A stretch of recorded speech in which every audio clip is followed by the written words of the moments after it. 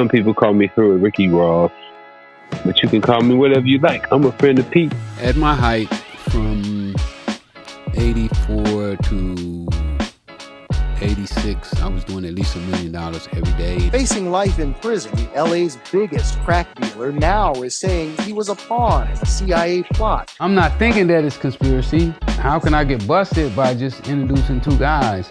And his argument was convincing enough that a federal judge postponed sentencing to consider evidence that his main supplier was an agency operative. You know, his whole intentions was for me to make more money. The more money I made, the more money he made, and I guess the more money that he would have to help sponsor the war.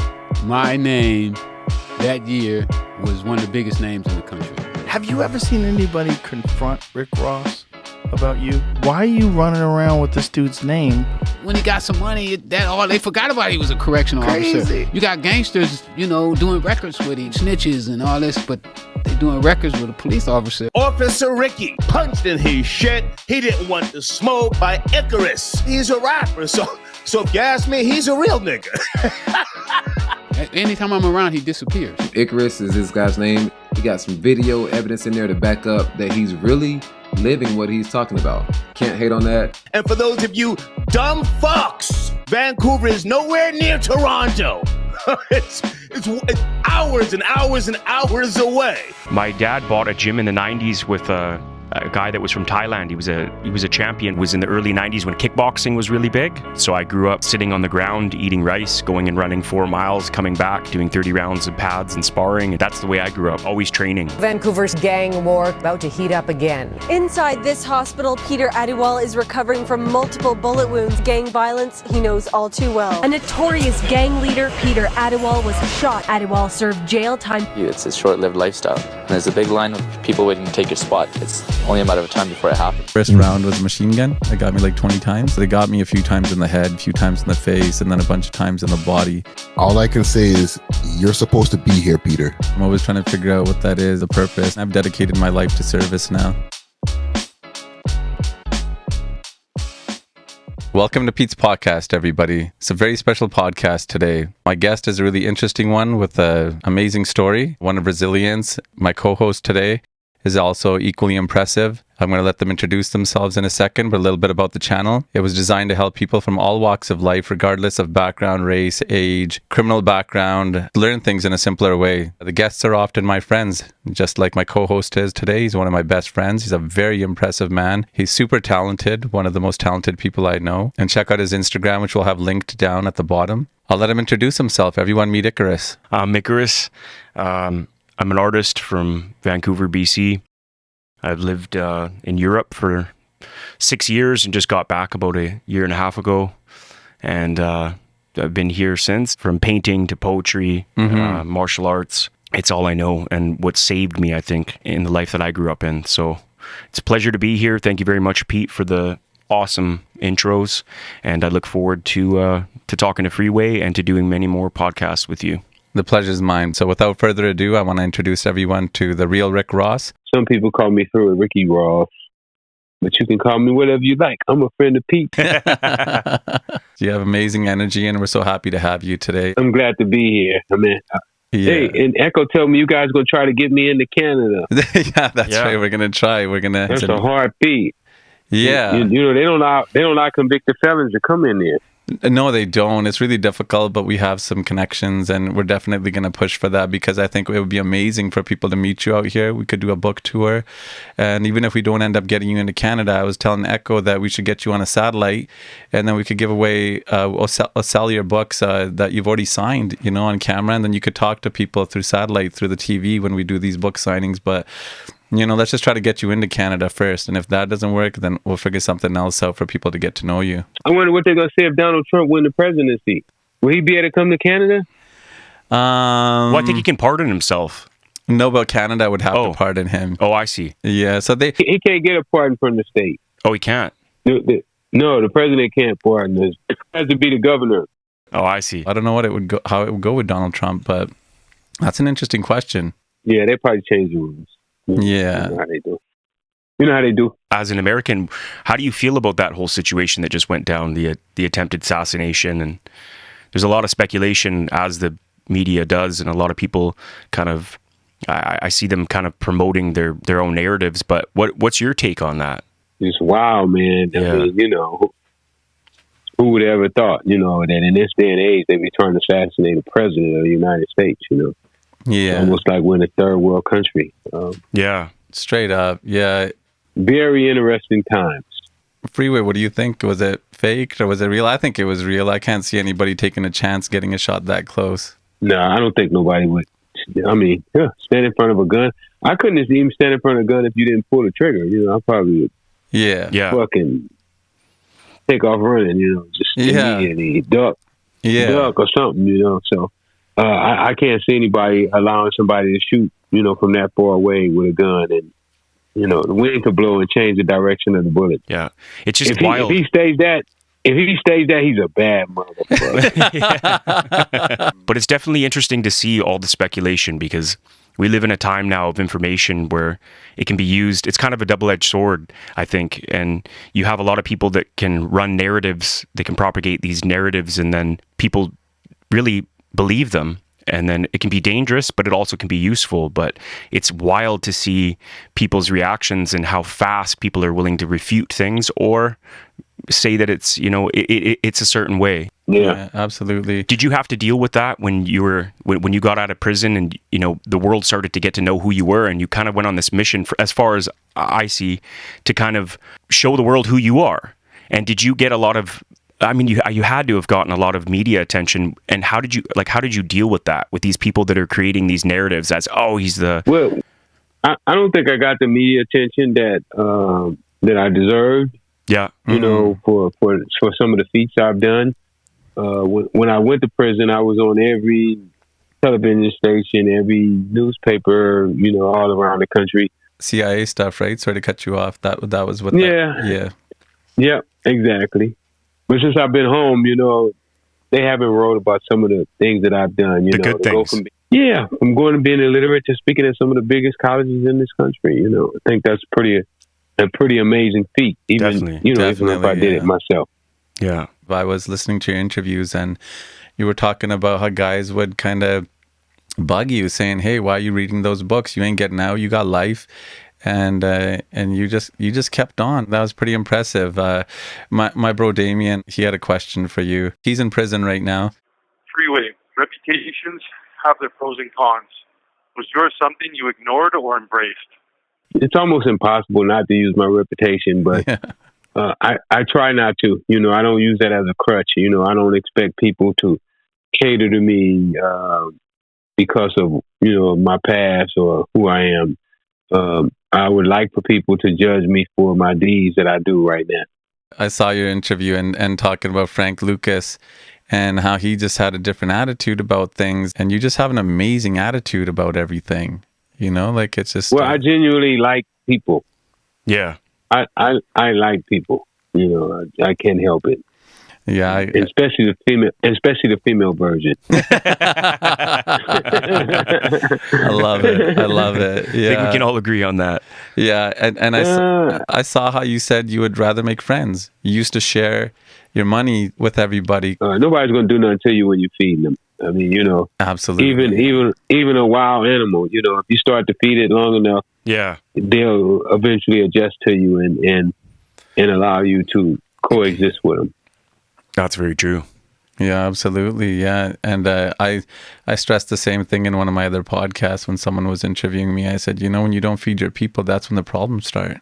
Yeah. So many people are greedy. Yeah, absolutely. You know, they like to be rich so they can snob their nose at you. Yeah, that's what it is. Just insecurities, right? It ain't taking a shot at nobody either. No. Nobody get the wrong idea. Self-serving, a lot of self-serving people. That's what I noticed about you. You have this humility about you. You know, like you tried to do everything the right way. You had a difficult time when you got out. Someone had stolen your identity, pretty much. And like, awful thing. Awful thing to have your identity stolen. Awful thing. You know, I go to a school. I go to the school and the people ask me, "Oh, why did you use his name?" You're kidding me. They think that you stole his name. Of course. Yeah. Well, you know, he had the machine behind him. It's a corporation. You know, he's all over the radio. He's on every radio station, and you know, he's all over the world. That's what money will do for you. People need to stop just promoting that type of bullshit. And that's why I wanted to get you on the channel, because a lot of my people don't know who you are. Like I said, a lot of them are ex-cons. They're much older. Some of them are on life parole, and they just didn't get a chance to, they don't know anything outside of like what they were reading inside prison, and your book wasn't available back then. Now we want to make sure we get it into the prison so people know you. I'm baffled that my book haven't sold 1 million copies. I'm like, what the fuck? What is everybody waiting on? They waiting on Oprah Winfrey. They waiting on Oprah Winfrey to pick it up and say, hey, go buy this book. Yeah, the books for everybody.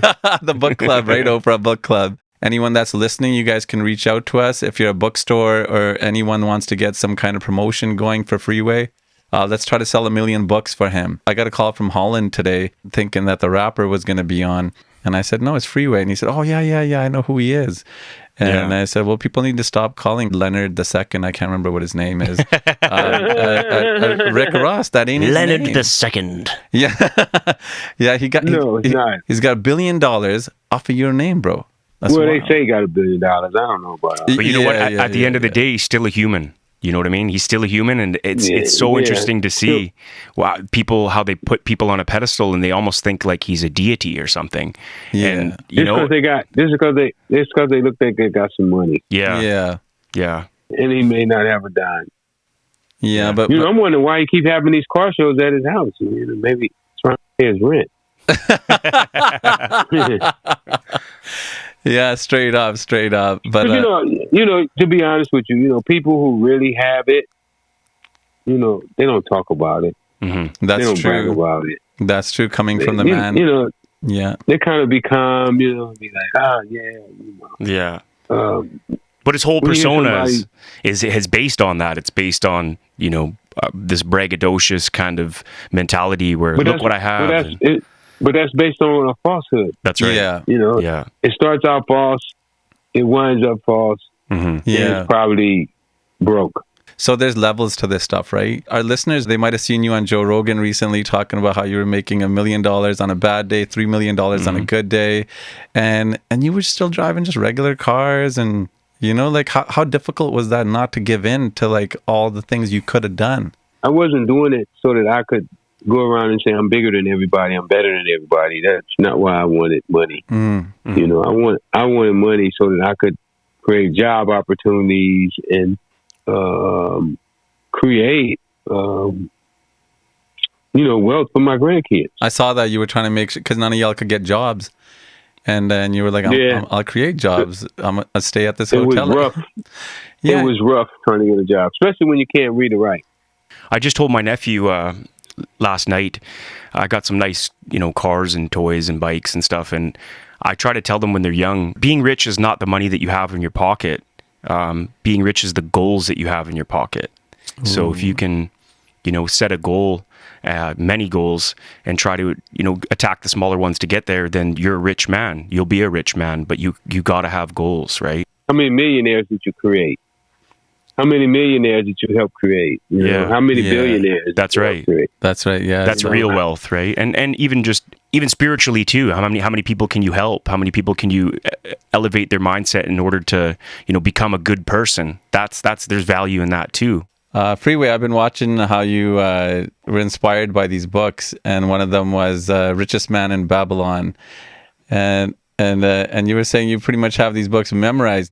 Yeah, I read those books over 25 times, and I done bought them for so many people, the people that I really care about, I pay them to read those books. Your books really changed the way I thought. When I was in prison, I was in the hole for a bit, and I read The Prophet by Khalil Gibran. It seems like you were really focused on the business books, but it also made you reevaluate all the things you did wrong in life. They make you reflect, where you can go back in time and you can reflect on if you went this way instead of that way, what the different outcomes would have been. Books are amazing. Was that when you were in prison? Did you write that? So that's this is done when I had a life sentence without the possibility of parole. That's amazing. Shit, bro. That's why it feels so well. That's why people love it, because they know the value of it. This book has a lot of value, a lot of lessons. And it's the history of Los Angeles in the 80s during the dope era. Mm-hmm. So just to touch on that a little bit, I know he's passed now, John Singleton. He bought one of your books for $100 and seemed like he was going to involve you in some capacity with the movie and everything like that. I'm talking about Snowfall. Well, he wasn't supposed to be doing Snowfall then. Oh. He was supposed to be helping me do my life story. Oh. He broke off and did Snowfall. And he didn't pay you for it? Yeah, $100 for my book. Wow. One of our friends here is the same. My friend that talked to you the other day that had the same judge as you, and he just had a question about how you stay so authentic. What easier thing to do than be yourself? You know, be who you are. You know, that's right. Yeah. And don't get me wrong. We all should change ourselves for the better, but I'm saying the core values, the core you should always be there. Mm-hmm. And you know, I'm infatuated with myself. You know, I love myself. Good stuff. I love who I am. I love how I treat people. Fuck you know, and I love how they treat me. And just to pivot a little bit, this podcast is called Pete's Potcast, not podcast. So we are obviously a little bit cannabis oriented. My question is, nowadays you guys have your own situation going out there. Do you want to talk a little bit about your dispensary and what you got going on? Yeah, I opened up my dispensary about 5 months ago under the social equity. You know, when we looked at the licensing process here in America, we're in LA, there were only 3 blacks that had licenses out of 198 licenses. Whoa. So we thought that wasn't fair. So we put together a group of people and we went out and protested, and we got them to give what they call social equity. And social equity is really framed around the people who were targeted by the war on drugs. Oh. And that's how I won my license. You're an activist through and through. This seemed like a good spot to interrupt the video for a quick minute to meet our sponsors, The Grow House. If you live in the beautiful province of British Columbia, you need to check them out. Whether it's flower, concentrates, edible, or whatever your heart desires, they got it at the best prices and quality. The link will be in the description. And if you live in the beautiful state of California, Freeway Ricks is Freeway, RICKY with an S on the end. His link will also be in the description. Supporting them supports the channel. Now back to our video. Do you ever think of karma or anything like that? Well, you know, I definitely believe in karma. You know, what you sow is what you eat. You know. Yeah. You know, life is like a boomerang. You know, whatever you throw out, it comes back to you. You know, we hear the saying, "Live by the gun, die by the gun." You know, yeah. And we've known so many people who have actually done that. Yeah. No, I've had so many friends that have just passed away with that ideology. You know, they lived that way, they died that way. Like I mentioned to you off camera before too, I was living a double life with education and the streets, and you know, I ended up getting shot 26 times, and it wasn't until I had my profound afterlife experience that I decided to dedicate myself to the service of others, and this podcast is one way I try to do that. You know, I'm just hoping I can reach as many people as possible so they can get inspired by you, so they can learn about you. And of course, there's the book, but you also have a movie coming out. Yeah, we're hoping to be in production this year. Matter of fact, I talked to the head producer today, and he said that their plan is to be in production before the end of the year. So I'm excited about that. Can we get an idea what the movie's on? It's gonna be on my life. Very nice. It's gonna be based on this book right here. Very cool. And from your mind and your heart, not John Singleton. No. But it's going to be great. And any other projects? Oh, the boxing. I signed 2 national champs this year. No way. My dad bought a gym in the 90s with a guy that was from Thailand. He was a champion. It was in the early 90s when kickboxing was really big. My dad would fly out 5 guys from Laos or from Thailand to live in the gym. So I grew up sitting on the ground, eating rice, going and running 4 miles, coming back, doing 30 rounds of pads and sparring. That's the way I grew up, always training. I wanted to ask you, I have some friends that are in prison, and my dad did pretty big, he did 8 years, but... I was in with your dad, yeah. Yeah. And so he always grasped the hold since he was young of physically training, and you know, he was studying to be a minister at one time and stuff. So he did that in prison. What was it like when you were in prison? Did you just read as much as you could and then write that book? Was that your outlet? Yeah, it was. Yeah. Reading and working out became my outlet. That's how I did my time. I see a lot of people, they do that. My dad would say, I'm not kept counting. me out of trouble, too. Yeah. Not counting the days, making the days count. He'd always tell me. Don't let the time do you. You do the time. Yeah. Yeah, that's what we always say. Let's save something for next time, man. I'm just going to let the audience know this is just part 1 of 3. And I just want to make some introductions today. They got to know you a little bit. They got to know ICARUS a little bit. And let's connect in a couple of days when you're feeling a little bit better, brother. Yeah, because my nurse is here. She wants to take care of me. Ah, you got it. I heard her in the background. Right. Lucky you. All right, brother. Much love. Much love. All right, later. Very nice to meet you. You too. Let's do it again. Let's do it again, brother. Thanks for having me on, guys. Have a good night. Take care.